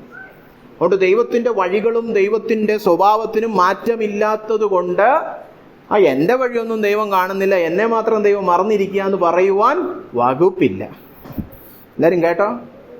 അങ്ങനെ നിങ്ങളുടെ സ്വരൂപത്തിലൊരു ദൈവത്തെ ഒന്നും നിങ്ങൾ ഉണ്ടാക്കി യഹോവയുടെ തലയിലിടാൻ നോക്കണ്ട. യഹോവ മാറ്റമില്ലാത്ത വിശ്വസ്തനായ, നിസ്തുല്യനായ, നീതിമാനായ, നിത്യനായ ദൈവമാണ്. അല്ലേ? ഒരു വാക്യം വായിക്കാം. യെശയ്യാവ് 44:20 മുതൽ 21. ഞാൻ തന്നെ വായിക്കാം. യെശയ്യാവ് 44:20 മുതൽ 21. ഇംഗ്ലീഷിൽ 21 മാത്രം വായിച്ചാൽ മതി. യാക്കോബേ, ഇത് ഓർത്തുകൊള്ളുക. എല്ലാവരും കേട്ടോ? എല്ലാവരും കേട്ടോ? എന്തോ കൽപ്പന? ഓർത്തുകൊള്ളണം. എല്ലാവരും കേട്ടല്ലോ അല്ലേ? ഇവിടെ ആരും കേട്ടില്ലെന്ന് തോന്നുന്നു. എല്ലാവരും കേട്ടോ? ഓർത്തോണേ. എന്തോ കർത്താവ് പറയുന്നത്? ഇസ്രായേലേ, നീ എൻ്റെ ദാസനല്ലോ, ഞാൻ നിന്നെ നിർമ്മിച്ചു, നീ എൻ്റെ ദാസൻ തന്നെ. ഇസ്രായേലേ, ഞാൻ നിന്നെ മറന്നു കളയുകയില്ല, ഞാൻ നിന്നെ മറന്നു കളയുകയില്ല എന്ന് നീ ഓർത്തോണോ. നമ്മൾ ആദ്യം മറക്കും. ഇത് ദൈവത്തിന് ഒരു മറവിയില്ല, പക്ഷെ നമ്മളിത് മറക്കും. ദൈവം എന്നെ മറന്നു നിന്നെ ഞാൻ മറന്നു കളയുകയില്ല എന്ന് നീ ഓർത്തോണം. അപ്പോൾ നമ്മളെ മറന്നു കളയാത്ത ഒരു ദൈവമാണ് ദൈവം. ചിലപ്പോൾ ബാലശിക്ഷയൊക്കെ തരും, ദൈവം ചിലപ്പോൾ മൗനമായിട്ടിരിക്കും, ദൈവം ചില അടിയൊക്കെ തരും. പക്ഷേ അതിൻ്റെ അർത്ഥം എനിക്ക് നീതിയൊന്നും പ്രവർത്തിച്ച് തരത്തില്ല, എൻ്റെ വഴിയൊക്കെ ദൈവം മറന്നു എന്ന് പറയാൻ വകുപ്പില്ല, അല്ലേ? അതുകൊണ്ടാണ് നേരത്തെ നമ്മൾ വായിച്ചത്. അത് ഒന്നുകൂടെ വായിക്കാം. ഞാൻ ഉദ്ധരിച്ചതേ ഉള്ളൂ, വായിച്ചില്ല. യെശയ്യാവ് 49:15. എല്ലാവർക്കും അറിയാവുന്ന വാക്യമാണ്. 15 മുമ്പ് 13 മുതൽ 16 വരെ വായിക്കാം. യെശയ്യാവ് 49:13 മുതൽ 16 വരെ ഒന്ന് വായിക്കാം. ആകാശമേ ഘോഷിച്ചുല്ലസിക്കുക, ഭൂമിയെ ആനന്ദിക്കുക, പർവ്വതങ്ങളെ കൊട്ടി ആർക്കുക. ദൈവം പറയുകയാണ്, എല്ലാ ചരാചരങ്ങളും സൃഷ്ടിയും സന്തോഷിക്കുക, പാട്ടുപാടുക. യഹോവ തന്റെ ജനത്തെ ആശ്വസിപ്പിക്കുന്നു. ദൈവം ഇതുപോലെ ആശ്വസിപ്പിക്കുന്ന ആശ്വാസദായകനായ ദൈവമായതുകൊണ്ട് സകല സൃഷ്ടിയും ആനന്ദിക്കുക എന്ന്. പക്ഷേ അടുത്ത വാക്യം, എന്നാൽ സിയോനോ എന്നെ ഉപേക്ഷിച്ചു, കർത്താവ് എന്നെ മറന്നു കളഞ്ഞു. അപ്പോൾ ദൈവം പറയാണ്, വർഷിപ്പ് ടൈമായി, ലോകം മുഴുവൻ വർഷിപ്പ് ചെയ്യാൻ സമയം. കാരണം എന്തോ കർത്താവേ, ഞാൻ എൻ്റെ ജനത്തോട് കാണിക്കുന്ന ദയെ ഓർത്ത് നിങ്ങളെല്ലാം കൂടെ സ്തുതിച്ചാട്ടെ. ഈ പറയുന്ന ജനം പറയുകയാണ് എന്നെയൊക്കെ മറന്നു. അടുത്ത വാക്യം, ഒരു സ്ത്രീ തന്റെ കുഞ്ഞിനെ മറക്കുമോ? തള്ള കുഞ്ഞിനെ മറക്കുമോ? അവിടെ പ്രത്യേകിച്ച് മലയാളത്തിലില്ല, ഇംഗ്ലീഷിലൊക്കെ ഉണ്ട്. നഴ്സിംഗ് മദറാണ്. അതായത് മുലകുടി പ്രായം മാറാത്ത കുഞ്ഞിനെ ഒക്കത്ത് വെച്ചിരിക്കുന്ന ഒരു അമ്മയെക്കുറിച്ച്. ഇന്നലെ അതായത് 3-4 വയസ്സൊക്കെ കഴിഞ്ഞാൽ ചിലപ്പോൾ അമ്മമാരും എടുത്ത് പറയും, ഇതൊക്കെ ഉണ്ടാക്കിയ നേരത്തെ വേറെ പോലെ വാഴയും വെച്ചായിരുന്നു എന്നൊക്കെ പറയും അല്ലേ, പ്രാഗും ചില അമ്മമാര്. ഇത് അതിനെക്കുറിച്ചല്ല, ഇത് കൈക്കുഞ്ഞുമായി നിൽക്കുന്ന അമ്മ കുഞ്ഞിനെ മറക്കുമോ? അടുത്ത, താൻ പ്രസവിച്ച മകനോട് കരുണ തോന്നാതിരിക്കുമോ? അവർ മറന്നു കളഞ്ഞാൽ ചില അമ്മമാര് മറന്നു കളഞ്ഞാലും ഞാൻ നിന്നെ മറക്കുകയില്ല. കാരണം അടുത്ത വാക്യം, ഇതാ ഞാൻ നിന്നെ എന്റെ ഉള്ളംകൈയിൽ വരച്ചിരിക്കുന്നു. കണ്ടോ, തള്ള കുഞ്ഞിനെ മറന്നാലും മാനുഷിക സ്നേഹം നമ്മൾ എടുത്ത് പരിശോധിച്ചാൽ അമ്മമാര് കുഞ്ഞുങ്ങളെ സ്നേഹിക്കുന്ന പോലെ വേറെ ഒരു മാനുഷിക ബന്ധവും ഇല്ല. ഭർത്താക്കന്മാർ ഭാര്യമാരെയോ, ഭാര്യമാർ ഭർത്താക്കന്മാരെയോ, അപ്പന്മാർ മക്കളെയോ ഒന്നും അമ്മ കുഞ്ഞിനെയോട് സ്നേഹിക്കുന്ന പോലെ സ്നേഹിക്കുന്നില്ല. അതുകൊണ്ടാണ് നമ്മൾ കവിതയൊക്കെ പാടുമ്പോൾ മാതൃസ്നേഹത്തെ കുറിച്ച് പാട്ട് പാടുന്നത്. ആ ഏറ്റവും ഉന്നതമായ മാനുഷിക സ്നേഹം എടുത്തിട്ട് കർത്താവ് പറയാണ്, അവര് മറന്നാലും ഞാൻ നിന്നെ മറക്കത്തില്ല. തള്ള കുഞ്ഞിനെ മറന്നാലും ഞാൻ മറക്കത്തില്ല എന്ന് പറയുന്ന ദൈവത്തിന്റെ മുഖത്ത് നോക്കിയിട്ടാണ് നമ്മൾ പറയുന്നത്. എന്നെ മറന്നല്ലേ അപ്പം? എന്റെ വഴിയൊക്കെ നീ അങ്ങ് മറന്നു. അതുകൊണ്ടാണ് നേരത്തെ നമ്മൾ 44-ാം അധ്യായത്തിൽ നിന്ന് വായിച്ച, യാക്കോബേ നീ ഓർത്തോണമേ, ഞാൻ നിന്നെ മറന്നു കളയുന്ന ദൈവമല്ല. ദൈവത്തിന്റെ സ്വഭാവത്തിന് മാറ്റമില്ല. വാഗ്ദത്തം ചെയ്തവൻ വിശ്വസ്തൻ. അതാണല്ലോ അബ്രഹാമിന്റെ സാറായുടെയും വിശ്വാസം. വാഗ്ദത്തം ചെയ്തവൻ വിശ്വസ്തൻ. നിങ്ങൾ വായിച്ചിട്ടില്ലേ റോമാലേഖനം 4? അതാ പറയുന്നത്, വാഗ്ദത്തം ചെയ്തവൻ വിശ്വസ്തൻ എന്ന് എണ്ണി അവൻ വിരോധങ്ങൾക്കെതിരെ അല്ലെ ആശയ്ക്കെതിരെ ആശിച്ചു. അതാണ് അബ്രഹാമിന്റെ വിശ്വാസം. സേറായുടെ വിശ്വാസം എബ്രായർ 11 പറഞ്ഞിട്ടുണ്ട്, വാഗ്ദത്തം ചെയ്തവൻ വിശ്വസ്തൻ എന്ന് എണ്ണിയത് കൊണ്ട് പ്രായാധിക്യമൊക്കെ ആയവളാണേലും പുത്രോത്പാദനം ലഭിച്ചു. അപ്പൊ അബ്രഹാമിന്റെയും സാറായുടെയും വിശ്വാസം അതാണ്, ദൈവത്തിന്റെ സ്വഭാവം വെച്ചിട്ടേ അവൻ വിശ്വസ്തനാണ്. അതുകൊണ്ട് അവന്റെ വാഗ്ദത്തത്തിൽ ഉറച്ചു നിൽക്കാം. ആശയ്ക്ക് വിരോധമായും ആശിക്കാം. സാഹചര്യങ്ങളും കാത്തു ഇരിപ്പിലും മടുപ്പും മുഷിപ്പും തോന്നിയാലും ഈ വാഗ്ദത്തം ചെയ്തവന്റെ സ്വഭാവം വെച്ചിട്ട് പറയാം, ഇവൻ വിശ്വസ്തൻ. അപ്പോ നമ്മളെ മറന്നു കളയുന്ന ദൈവമല്ല, നിത്യമായ ദൈവം. ഇനി 4-മതായിട്ട് സാധാരണ എല്ലാ ഉപവാസ പ്രാർത്ഥനയിലും പ്രസംഗിക്കപ്പെടുന്ന ഒരു വിഷയം അല്ലേ. ഇനി ഈ ദൈവം എങ്ങനെയാണെന്നറിയാമോ?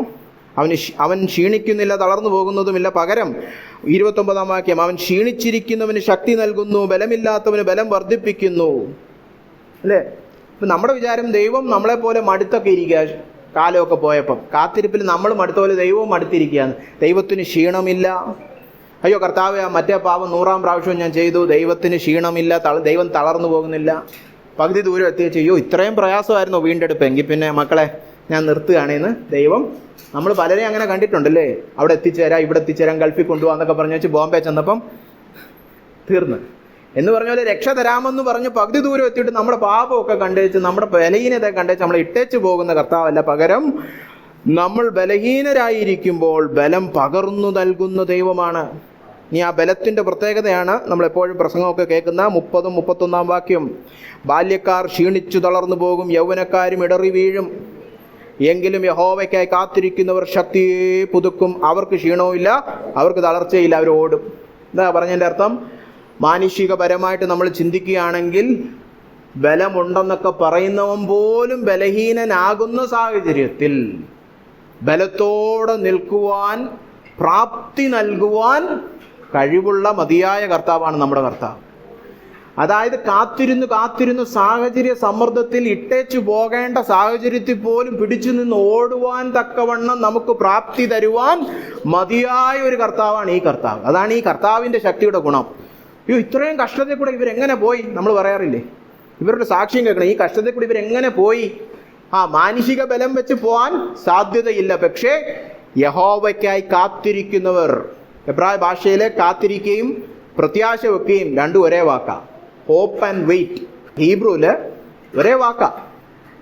അപ്പൊ കർത്താവിൽ പ്രത്യാശ വെച്ച് കാത്തിരിക്കുന്നവർ ശക്തിയെ പുതുക്കും. അതാണ് 4-മതായിട്ട് പുനഃസ്ഥാപിക്കുന്ന, യഥാസ്ഥാനപ്പെടുത്തുന്ന നമ്മുടെ കർത്താവിനെ കുറിച്ചുള്ള വെളിപ്പാട്. അവൻ ശക്തി പുതുക്കുന്ന യഹോവയാകുന്നു. കാലം കഴിഞ്ഞു പോകും തോറും നമ്മൾ ബലഹീനരാകുകയല്ല, ദൈവത്തിനു വേണ്ടി, ദൈവിക പദ്ധതികൾക്ക് വേണ്ടി കാത്തിരിക്കുന്നവരാണെങ്കിൽ ശക്തി പുതുക്കിക്കൊണ്ടിരിക്കും. എത്ര വർഷം വേണമെങ്കിലും കാത്തിരിക്കാൻ പറ്റും, എത്ര കഷ്ടതയും സഹിക്കാൻ പറ്റും. അന്ത്യം വരെ നിലനിൽക്കും നമ്മൾ. സഹിഷ്ണുതയൊക്കെ ഉളവായി വരും. അങ്ങനത്തെ ശക്തി തരുവാൻ കഴിവുള്ള, പുതുക്കിത്തരുന്ന യഹോവയാം ദൈവം. സമയം ഏതാണ്ട് അവസാനിക്കാറായി. അതുകൊണ്ട് വേഗത്തിൽ 5-ാമത്തെ വെളിപ്പാട്. അപ്പം നമ്മൾ കണ്ട കാര്യങ്ങൾ ഒന്നുകൂടെ ഓർപ്പിച്ചിട്ട്, വാത്സല്യമുള്ള ഇടയൻ, നിസ്തുല്യനായ സൃഷ്ടാവ്, നിത്യനായ ദൈവം, ശക്തി പുതുക്കുന്ന യഹോവ, അവസാനമായിട്ട് നമ്മെ സഹായിക്കുന്ന വീണ്ടെടുപ്പുകാരൻ. യെശയ്യാവ് 41:10 ആദ്യം വായിക്കാം, പിന്നെ 14 വായിക്കാം. 10-ാം വാക്യം, 41:10. നീ ഭയപ്പെടേണ്ട, ഞാൻ നിന്നോട് കൂടെയുണ്ട്. ഭ്രമിച്ചു നോക്കേണ്ട, ഞാൻ നിന്റെ ദൈവമാകുന്നു. ഞാൻ നിന്നെ ശക്തീകരിക്കും, ഞാൻ നിന്നെ സഹായിക്കും. എൻ്റെ നീതിയുള്ള വലങ്കൈ കൊണ്ട് ഞാൻ നിന്നെ താങ്ങും. അതിൻ്റെ 14-ാം വാക്യം, പുഴുവായ യാക്കോബേ, ഇസ്രായേൽ പരീക്ഷയെ, ഭയപ്പെടേണ്ട, ഞാൻ നിന്നെ സഹായിക്കുമെന്ന് യഹോവ അരുളി ചെയ്യുന്നു. നിന്റെ വീണ്ടെടുപ്പുകാരൻ ഇസ്രായേലിൻ്റെ പരിശുദ്ധൻ തന്നെ. നമ്മളെ സഹായിക്കുന്നവൻ നമ്മുടെ വീണ്ടെടുപ്പുകാരനാണ്. 44, യെശയ്യാവ് 44:1-2. ഇപ്പോഴോ എൻ്റെ ദാസനായ യാക്കോബേ, ഞാൻ തിരഞ്ഞെടുത്ത ഇസ്രായേലെ കേൾക്ക. നിന്നെ ഉരുവാക്കിയവനും ഗർഭത്തിൽ നിന്നെ നിർമ്മിച്ചവനും നിന്നെ സഹായിച്ചവനുമായ യഹോവ എന്നാണ് മലയാളത്തിൽ. എന്നാൽ ഇംഗ്ലീഷിലും എബ്രായ ഭാഷയിലും അങ്ങനല്ല. നിന്നെ സഹായിക്കുന്നവനുമായ യഹോവ, അതായത് കഴിഞ്ഞ കാര്യം മാത്രമല്ല, ഇനിയും ചെയ്യും എന്നുള്ള രീതിയിലാണ്. ഇപ്രകാരം അരുളി ചെയ്യുന്നു എന്ന് പറഞ്ഞാണ് പിന്നെ മുൻപോട്ട് പറഞ്ഞിരിക്കുന്നത്. അപ്പോൾ നമ്മളെ സഹായിക്കുന്നവൻ നമ്മുടെ വീണ്ടെടുപ്പുകാരൻ. ഇവിടെ എല്ലാം കൂട്ടിച്ചേർത്ത് പറഞ്ഞിരിക്കുന്ന കേട്ടോ, ഭയപ്പെടേണ്ട. അല്ലെ, ദൈവത്തിനൊരു പദ്ധതിയുണ്ട്, ദൈവം അത് പ്രവർത്തിച്ചെടുക്കും, ദൈവം നമ്മെ സഹായിക്കും, ദൈവിക വഴികളിൽ നമ്മളെ പുനഃസ്ഥാപിക്കും, യഥാസ്ഥാനപ്പെടുത്തും. അതിന് സഹായകനായിട്ട് നമ്മുടെ കൂടെ ഒരുവനുണ്ട്. അല്ലെ, നമ്മുടെ രക്ഷ, നമ്മുടെ വളർച്ച, ദൈവത്തിന് വേണ്ടിയിട്ടുള്ള പ്രയോജനം, ഇതൊന്നും നമ്മൾ സ്വന്തമായിട്ട് ചെയ്തുണ്ടാക്കേണ്ട കാര്യമല്ല. ദൈവവുമായിട്ട് സൗഹൃദത്തിൽ, കൂട്ടുത്തരവാദത്തിൽ നേടിയെടുക്കേണ്ടതാണ്. അല്ലേ, നമ്മൾ ദൈവത്തിൽ ആശ്രയിച്ച് നേടിയെടുക്കേണ്ടതാണ്. ഇനി അവൻ്റെ ആ സഹായത്തെ സൂചിപ്പിക്കുന്ന 1-2 കാര്യങ്ങൾ പറഞ്ഞുകൊള്ളട്ടെ. യെശയ്യാവ് 41:17-20 വരെ ഞാൻ വായിക്കാം. എളിയവരും ദരിദ്രന്മാരുമായവർ വെള്ളം തിരഞ്ഞു നടക്കുന്നു, ഒട്ടും കിട്ടായികയാൽ അവരുടെ നാവ് ദാഹം കൊണ്ട് വരണ്ടു പോകുന്നു. യഹോവയായി ഞാൻ അവർക്ക് ഉത്തരം അരുളും, ഇസ്രായേലിൻ്റെ ദൈവമായി ഞാൻ അവരെ കൈവിടുകയില്ല. ഞാൻ പാഴ്മലകളിൽ നദികളെയും താഴ്വരകളുടെ നടുവിൽ ഉറവുകളെയും തുറക്കും. മരുഭൂമിയെ ഞാൻ നീർപ്പോയുകയും വരണ്ട നിലത്തെ നീരുറവുകളുമാക്കും. ഞാൻ മരുഭൂമിയിൽ ദേവദാരു, ഖദീരാമരം, കൊഴുന്ത്, ഒലിവ് വൃക്ഷം എന്നിവ നടും. ഞാൻ നിർജ്ജന പ്രദേശത്ത് സരളവൃക്ഷവും പൈൻമരവും പുന്നയും വച്ചു പിടിപ്പിക്കും. യഹോവയുടെ കൈ അത് ചെയ്തു എന്നും ഇസ്രായേലിൻ്റെ അത് സൃഷ്ടിച്ചു എന്നും അവരെല്ലാവരും കണ്ടറിഞ്ഞു വിചാരിച്ച് ഗ്രഹിക്കേണ്ടതിനു തന്നെ. എങ്ങനത്തെ സഹായം ദൈവം ചെയ്യുന്നത്? പാഴ്മലയിൽ നീരുറവ തുറക്കുന്നത് പോലെ.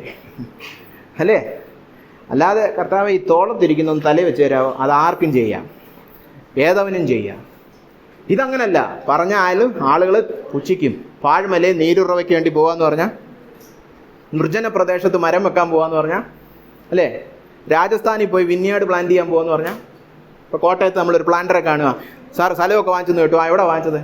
ഞങ്ങൾ രാജസ്ഥാനി മരുഭൂമി. എന്താ വെക്കാൻ പോകുന്നത്? റബ്ബർ. നമ്മൾ പറയും പ്ലാന്ററിനെ ഊളംപാറ കൊണ്ടുപോകേണ്ടിയിരിക്കുന്നു. അല്ലേ, നമുക്ക് ബുദ്ധിയിൽ അക്സെപ്റ്റ് ചെയ്യാൻ പറ്റാത്ത പാഴ്മലയിൽ നദികളെയൊക്കെ ഉളവാക്കുന്ന സഹായത്തെക്കുറിച്ചാണ് കർത്താവ് ഇവിടെ പറയുന്നത്. ഇനിയും തുടർന്നും വായിക്കാം. 44-ാം അധ്യായത്തിൽ തന്നെ 3-ാമത്തെ വാക്യം, ഞാൻ വെള്ളവും വരണ്ട നിലത്ത് നീരൊഴുക്കുകളും പകരും. കർത്താവിൻ്റെ ഒരു ഇഷ്ടപ്പെട്ട ഒരു വാക്കാൻ തോന്നി, വരണ്ട നിലം. ഒരു എന്താ പറയുക, സാധ്യതയും കാണാത്ത സ്ഥലങ്ങൾ, ഒരു വളർച്ചയ്ക്കും സാധ്യതയില്ല, ഒരു പുരോഗതിക്കും, ഒരു സമൃദ്ധിക്കും, ഒരു അഭിവൃദ്ധിക്കും, ഒരു ഭാവിക്കും വകയില്ലാത്ത വിഷയങ്ങളിൽ ഞാൻ പ്രവർത്തിക്കും. അല്ലേ, 70 വർഷം ബാബേൽ പ്രവേശിച്ച് പോയവന്മാരെയും ലോകമെമ്പാടും ചിതറിപ്പാർക്കുന്ന യഹൂദരെയും ഞാൻ മടക്കിക്കൊണ്ടുവരും. അല്ലേ, പാഴ്മലയിൽ നീരുറവ തുറക്കുന്നത് പോലെ. നമ്മുടെയൊക്കെ വീട്ടിൽ പലരും രക്ഷിക്കപ്പെടാതിരിക്കണം. നമ്മൾ ചോദിക്കുക, ഇതൊക്കെ എപ്പം? ദൈവം പറയാം, പാഴ്മലയിൽ എനിക്ക് നീരുറവ തുറക്കാനൊക്കെ അറിയാം. നമുക്കാദ്യം വിശ്വാസമില്ല ഇവരൊക്കെ രക്ഷിക്കപ്പെടുന്നു, പിന്നല്ലേ ഇവരൊക്കെ രക്ഷിക്കപ്പെടുന്നത്. അല്ലേ, നമുക്കാദ്യം ഈ വിശ്വാസം വേണം. ദൈവത്തിന് അസാധ്യമായതൊന്നുമില്ല. ദൈവത്തിൻ്റെ പദ്ധതികളിലേക്ക് നമ്മെ പുനഃസ്ഥാപിക്കുവാനും ദൈവത്തിൻ്റെ പദ്ധതികളുടെ പൂർത്തീകരണം നമ്മിൽ സംഭവിക്കുവാനും വേണ്ടി എത്ര അസാധ്യമായ അത്ഭുതങ്ങളും അതിശയങ്ങളും പ്രവർത്തിക്കണമെങ്കിലും ദൈവം അത് ചെയ്യുവാൻ വിശ്വസ്തൻ. അത് സംഭവിച്ചു കഴിയുമ്പോൾ ആളുകൾ പറയും ഇത് യഹോവയാൽ മാത്രം സംഭവിച്ചു. നിങ്ങൾ വായിച്ച കേട്ടോ അവിടെ, ഇത് യഹോവയുടെ കൈ തന്നെ ചെയ്തുവെന്ന് അവർ ഗ്രഹിക്കത്തക്ക വിധം ഇത് സംഭവിക്കുമെന്ന്. യഹോവയുടെ കൈ അത് ചെയ്തുവെന്നും ഇസ്രായേലിന്റെ പരിശുദ്ധൻ അത് സൃഷ്ടിച്ചുവെന്നും അവരെല്ലാവരും കണ്ടറിഞ്ഞ് വിചാരിച്ച് ഗ്രഹിക്കേണ്ടതിന് തന്നെ ഞാൻ ഇത്ര അസാധ്യകരമായ നിർജ്ജന പ്രദേശത്ത് നീരുറവ തുറക്കുന്നത് പോലത്തെ സഹായം ചെയ്യുമെന്നായി പറഞ്ഞു. അപ്പോൾ സഹായം ചെയ്യുമെന്ന് പറയുമ്പോൾ നമ്മൾ ആ പശ്ചാത്തലത്തിൽ നിന്ന് മനസ്സിലാക്കണം എന്തോ തരം സഹായമായി പറയുന്നത്.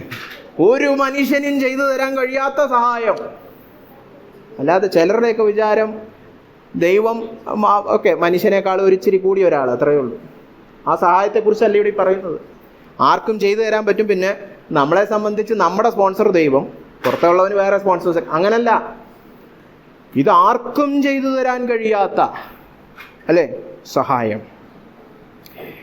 അവസാനമായിട്ട് യെശയ്യാവ് 44:23 മുതൽ 28 വരെയുള്ള വാക്യങ്ങൾ വായിച്ചോട്ടെ. ദൈവം ചെയ്യുന്ന പ്രവൃത്തിയെക്കുറിച്ച്, സഹായത്തെക്കുറിച്ച്. ആകാശമേ, 44:23 മുതലാണ് ഞാൻ വായിക്കുന്നത്. ആകാശമേ ഘോഷിച്ചുല്ലസിക്കുക, യഹോവ ഇത് ചെയ്തിരിക്കുന്നു. ഭൂമിയുടെ അധോഭാഗങ്ങളെ ആർത്തുകൊള്ളുവിൻ. പർവ്വതങ്ങളും വനവും സകല വൃക്ഷങ്ങളുമായുള്ളവയെ പൊട്ടി ആർക്കുവിൻ. യഹോവ യാക്കോബിനെ വീണ്ടെടുത്ത് ഇസ്രായേലിൽ തന്നെത്താൻ മഹത്വപ്പെടുത്തുന്നു. നിന്റെ വീണ്ടെടുപ്പുകാരനും ഗർഭത്തിൽ നിന്നെ നിർമ്മിച്ചവനുമായ യഹോവ ഇപ്രകാരം അരുളി ചെയ്യുന്നു. ശ്രദ്ധിച്ചു കേൾക്കുക. യഹോവയായ ഞാൻ സകലവും ഉണ്ടാക്കുന്നു. ഞാൻ തന്നെ ആകാശത്തെ വിരിക്കുകയും ഭൂമിയെ പരത്തുകയും ചെയ്തിരിക്കുന്നു. ആർ എന്നോട് കൂടെ ഉണ്ടായിരുന്നു? കേട്ടോ, നമ്മുടെ സൃഷ്ടിയുടെ കാര്യം വീണ്ടും ഓർപ്പിക്കുക. എന്നെ സഹായിക്കാനൊന്നും 10 പേരൊന്നും ഇല്ലായിരുന്നു. ഞാൻ ഒറ്റയ്ക്കാ ഈ സൃഷ്ടി മുഴുവൻ ഉളവാക്കിയെടുത്തത്. അങ്ങനെയുള്ള യഹോവയായ ഞാൻ ജൽപ്പകന്മാരുടെ ശകുനങ്ങളെ വ്യർത്ഥമാക്കുകയും പ്രശ്നക്കാരെ ഭ്രാന്തന്മാരാക്കുകയും ജ്ഞാനികളെ മടക്കി അവരുടെ ജ്ഞാനത്തെ ഭോഷത്വമാക്കുകയും ചെയ്യുന്നു. എന്ന് പറഞ്ഞാൽ ഇസ്രായേലിനെ കുറിച്ച് ഭാവി പറയാൻ വന്ന ജാതീയരായിട്ടുള്ള പ്രശ്നം നോക്കുന്നവർ, പ്രശ്നക്കാരെന്ന് പറഞ്ഞാൽ അടിയുണ്ടാക്കുന്നവർ എന്നല്ല, നമ്മുടെ ഭാഷയിൽ പറഞ്ഞ ആസ്ട്രോളജേഴ്സ്, ജ്യോതിഷമൊക്കെ വെച്ചിട്ട് ഭാവി പറയുന്ന കള്ളപ്രവാചകന്മാർ, അവരൊക്കെ പറഞ്ഞ ശകുനവും അവരൊക്കെ പറഞ്ഞ വിഷയങ്ങളുമൊക്കെ ഞാൻ മടക്കി ഭോഷത്വമാക്കിയിട്ട് പകരം 26-ാം വാക്യം, ഞാൻ എൻ്റെ ദാസന്റെ വചനം നിവർത്തിച്ച് എൻ്റെ ദൂതന്മാരുടെ ആലോചന അനുഷ്ഠിക്കുന്നു. എന്തോ അനുഷ്ഠിക്കുന്നേ? യെരുശലേമിൽ നിവാസികൾ ഉണ്ടാകുമെന്നും യഹൂദ നഗരങ്ങൾ പണിയപ്പെടും, ഞാൻ അവിടെ ഇടവുകളെ നന്നാക്കും എന്ന് കൽപ്പിക്കുന്നു. അല്ലേ?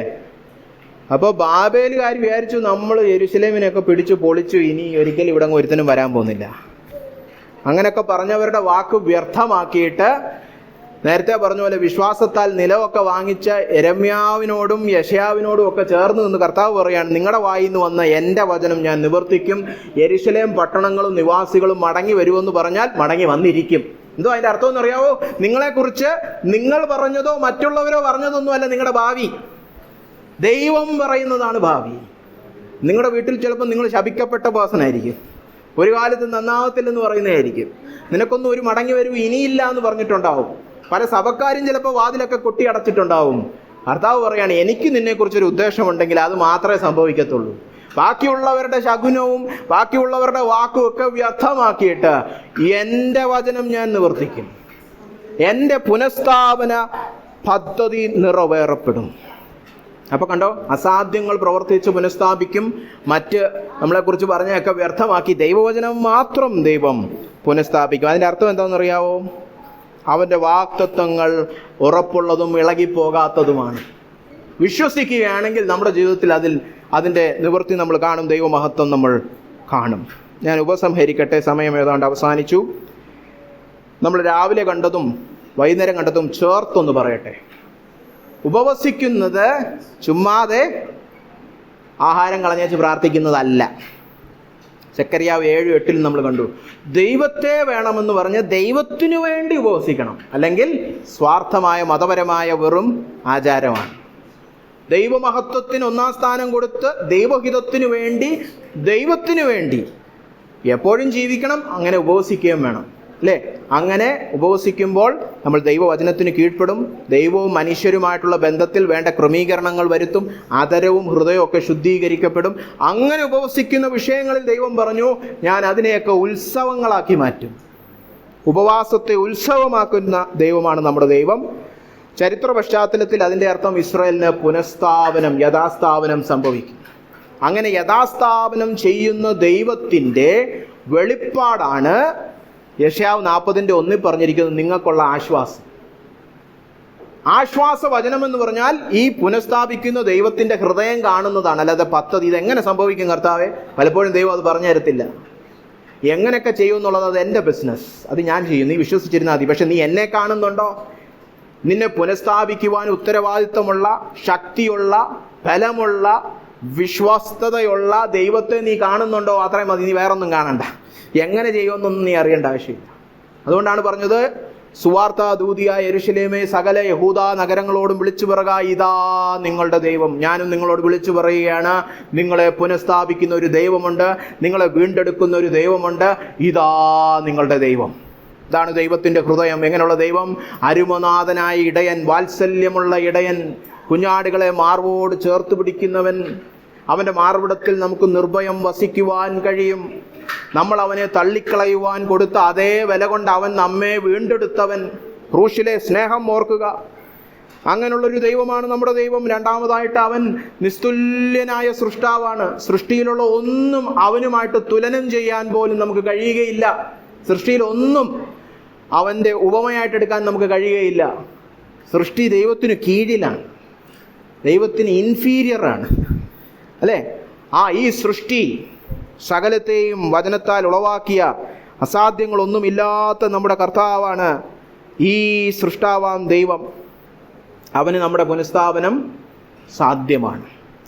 മൂന്നാമതായിട്ട്, നമ്മുടെ ഉള്ളിൽ അവിശ്വാസം കടന്നു വരുന്നു, കാത്തിരിപ്പിൻ്റെ മടുപ്പും മുഷിപ്പും ഒക്കെ കടന്നു വരുന്നു. ബാക്കി എല്ലാവരും അനുഗ്രഹിക്കും, ഈ ദൈവം ഈ പറഞ്ഞതൊക്കെ സത്യം, പക്ഷെ എൻ്റെ ജീവിതത്തിൽ മാത്രമില്ല എന്ന് ആരെങ്കിലും അവിശ്വാസത്തോടെ പറയുന്നെങ്കിൽ കർത്താവ് പറയുകയാണ്, ഞാൻ നിത്യനായ ദൈവമാണ്, എൻ്റെ സ്വഭാവത്തിന് മാറ്റമില്ല. അനാദി മുതൽ കർത്താവ് അനന്യൻ തന്നെ.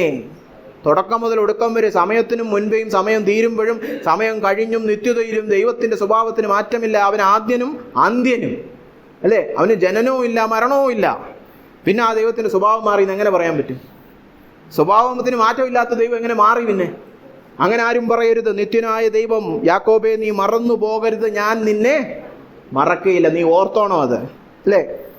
മാത്രമല്ല, കാത്തിരിപ്പിൽ മടുപ്പും മുഷിപ്പും വരുമ്പോൾ നമുക്ക് ശക്തി പുതുക്കിത്തരുന്നൊരു ദൈവം.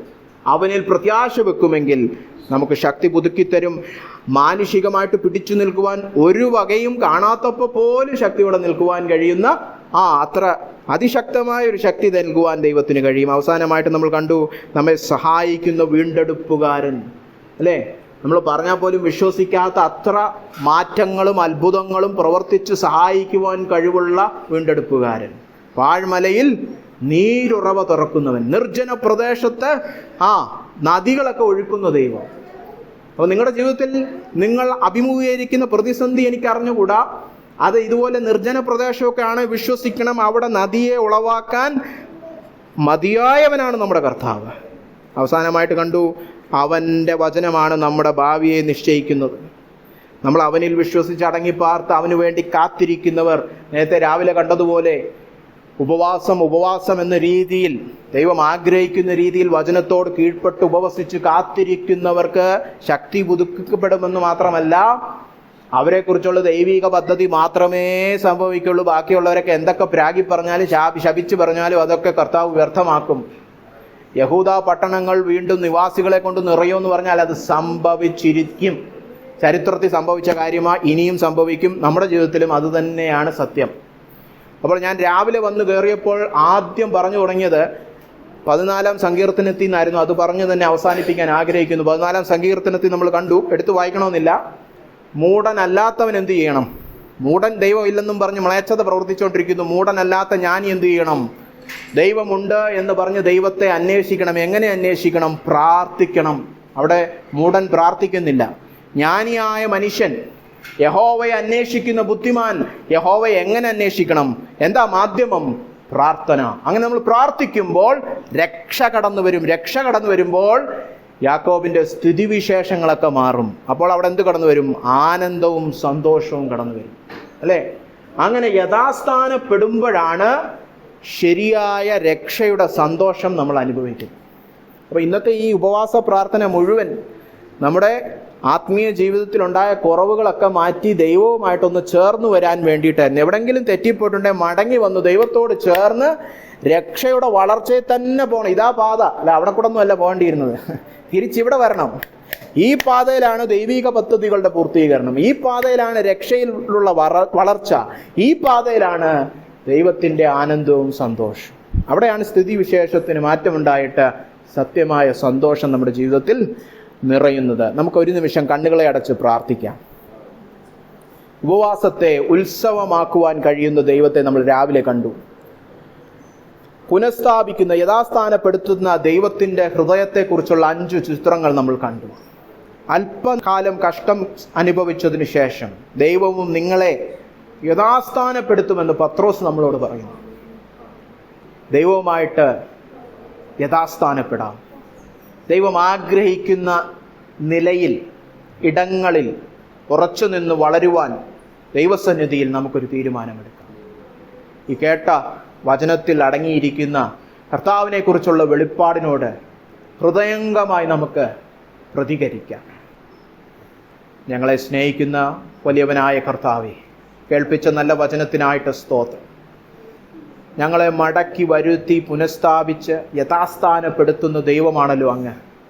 ഈ കേൾപ്പിച്ച ആശ്വാസവചനം ഞങ്ങൾ സകലരിലും ക്രിയ ചെയ്യണമെന്ന് പ്രാർത്ഥിക്കുന്നു. പരിശുദ്ധാത്മാവാം ദൈവം ഈ കേൾപ്പിച്ച വചനത്തിൽ അടങ്ങിയിരിക്കുന്ന സത്യവും ശക്തിയും സ്നേഹവും കൊണ്ട് ഞങ്ങളേവരെയും നിറയ്ക്കണമേ എന്ന് പ്രാർത്ഥിക്കുന്നു.